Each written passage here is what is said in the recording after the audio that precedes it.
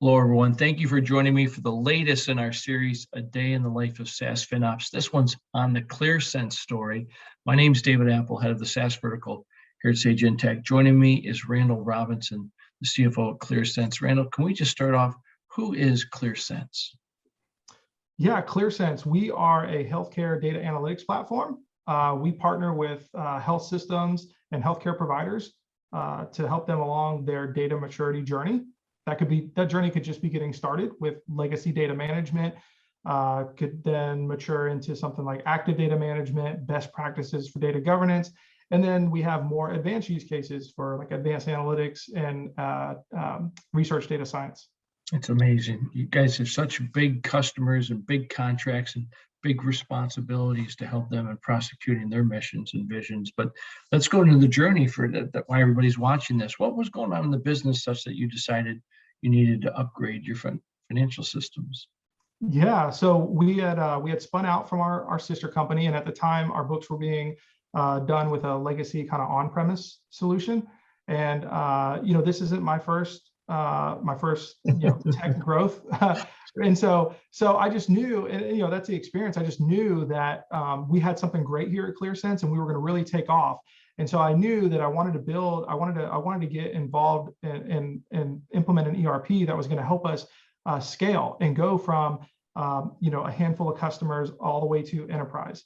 And so that's kind of what led us to making kind of doing that decision, is spinning out and having to stand up our own independent back office. Yes, being proactive, because once you get product market fit, you really want to put in the infrastructure in order to scale up on top. So ultimately, then, thank you for choosing us. Why did you choose Sage Intacct to be your partner for that?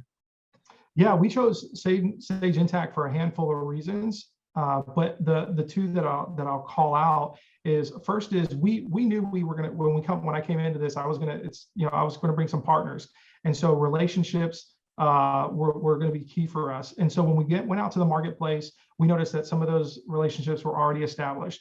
And when we met with those partners, there was already APIs and connections, and it was pretty much out of the box, seamless integration. And so that was great. So that's one. The other is part of my playbook is I want to empower the frontline users to help us, whether it's with collections or purchasing, right? They're going to play some part. And so user front end functionality, ease of use was going to be key. And so we felt really good that somebody who doesn't necessarily work in the back office could log in and be successful and kind of dig right in.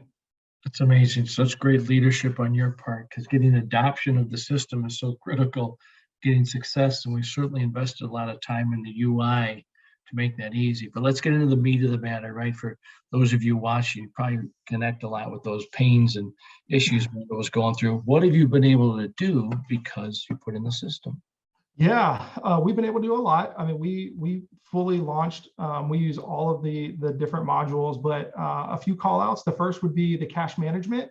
So as we empowered end users, they're able to go out and see the customer aging reports, and essentially we've empowered them to help us, right, to manage that. And so by having that partnership with our customer success team, we've seen DSO drop by 25% or improve by 25%. Yeah, so that's been great. The other call out I would say is we recently, in the past year, launched purchasing. We rolled out the purchasing module, which now not only you have ownership and you're now checking the box on proper processes and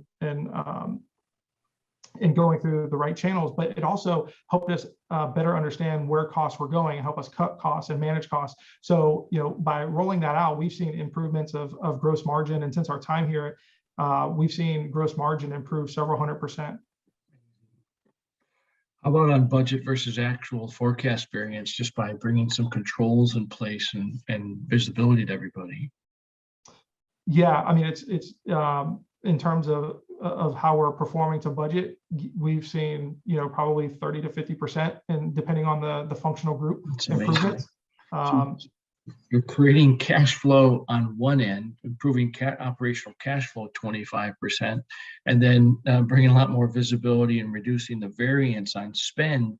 And then boom, seeing the margins improve, which is so hard to do when you're just doing it in basic bookkeeping and spreadsheets, how it comes together. Because I know you, our viewer, if you're watching this, you're probably going through a lot of those pains that are coming together. If you wish to learn more for yourself, there's so much upside you could get out of this. Is just simply go to sageintech.com/easy climb. Randall, you offered so much great insights. Anything you want to share in wrapping up?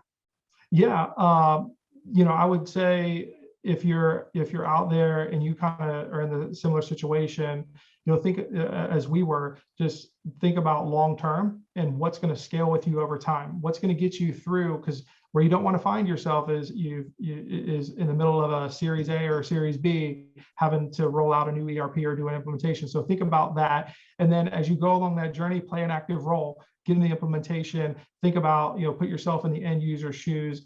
And that's going to bear fruit for you long term, as well as to kind of really dedicate yourself to that implementation.